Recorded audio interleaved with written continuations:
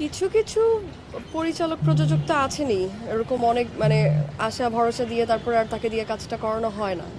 কিছু আছে এরকম, আবার কিছু আছে যে যদি বুঝে যে ওই মেয়েটার ভিতর বা নায়িকাটার ভিতর পোটেনশিয়ালটা আছে, ওকে দিয়ে আউটপুটটা আসবে, তখন গিয়ে একদম ডিরেক্ট অফারই করে যে তুমি এটা করো, আমি তোমাকে নায়িকা বানিয়ে দিচ্ছি।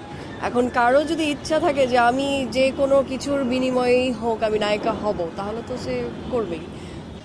আমার যদি এক্সপিরিয়েন্স বলি, তাহলে আমি যখন জুনিয়র আর্টিস্ট ছিলাম, গিভ অ্যান্ড টেক এই ব্যাপারটাই আমি বুঝতাম না। তো আমার এরকম একটা খুব লিড ক্যারেক্টার একটা টিভিসির কাজ এসেছিল। ওটা ব্যাক টু 2015 হবে, বা 14-15 এরকমই হবে। তো আমি যখন ওনার সাথে দেখা করতে গিয়েছিলাম, আমাকে সব স্ক্রিপ্ট বুঝালো, সব কিছু বুঝালো, আমি তো ওকে, আমি রাজি, আমি বাসায় চলে আসছি। আসার পর যখন মডেল কোঅর্ডিনেটর থাকেন, তো উনি আমাকে বারবার বলতেছিল, আপু এখানে একটু একটু ঝামেলা আছে, একটা জিনিস কম্প্রোমাইজ করে কাজ করতে হবে। তখন আমি অনেক ছোট টিনেজার, আমি বলতেছিলাম কি কাজ? তো উনি বারবার বলতেছিল কম্প্রোমাইজ কম্প্রোমাইজ। তো আমি বলতেছিলাম যে ভাই আমি বুঝতেছি না। বলে আপনি আসলেই বুঝেন না?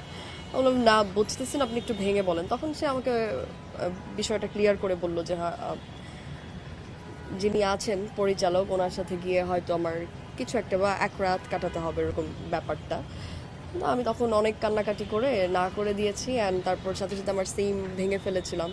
এটা আমার একটা এক্সপিরিয়েন্স, তখন ছোট ছিলাম। তারপর আফটার দ্যাট আবার যখন আসি মিডিয়াতে, আবার টুকটাক টুকটাক ভালো ব্র্যান্ডের শ্যুট করছি, কাজ করছি, কাজ করতে করতে এরকম, আমি নাম বলবো না, আমার কাছে কাজ এসেছে, লিড ক্যারেক্টারের কাজ এসেছে। ওখানেও সেম, যখনই বলেছে কম্প্রোমাইজ, তখন আমি বলেছিলাম বাসায় গিয়ে জানাবো, দেন আলটিমেটলি আমি বাসায় এসে না করে দিয়েছি।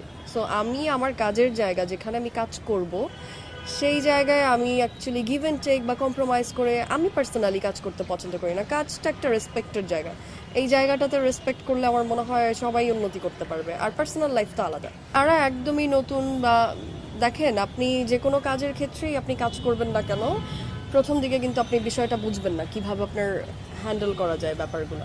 এখন কেউ আছে মুখের কথা দিয়েই অনেক কিছু করতে পারে, কেউ আছে অনেক কিছু করে তারপরে কাজ আদায় করতে পারে। এটা যার যার আইকিউ সেন্স অ্যান্ড আমার মনে হয় বুদ্ধির উপর ডিপেন্ড করে।